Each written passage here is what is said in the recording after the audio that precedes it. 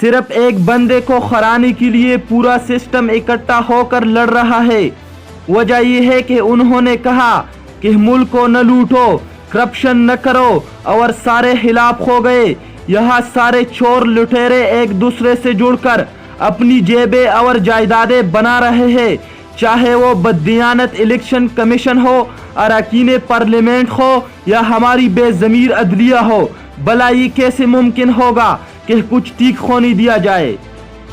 عمران خان کے صفوں میں بھی بڑی تعداد میں انتہائی بدترین منافق اور بددیانت لوگ چھپے بیٹھے ہیں، جو نہیں چاہتے کہ یہ گندا نظام ٹھیک ہو اور مفاد کی سیاست کے بجائے ملک کے لیے کچھ کرنا پڑے۔ یقین کیجئے مجھے پی ٹی آئی سے کوئی لینا دینا نہیں، لیکن مجھے عمران خان سے عقیدت ضرور ہے۔ وہ ملک سے مخلص ہے مگر بددیانت نہیں، ملک کا وفادار اور مخلص ہے، اپنی قوم کا وفادار ہے۔ وہ ملک کو ایک مقام دینا چاہتا ہے، اس قوم کو شعور دینا چاہتا ہے جو شاید ان کے لائق نہیں۔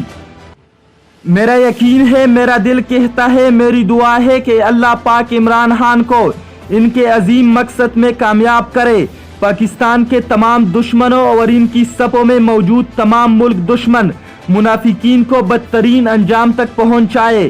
انشاءاللہ عمران خان کو اللہ پاک نے جس مقصد کے لیے لائے ہے وہ ضرور پورا ہوگا۔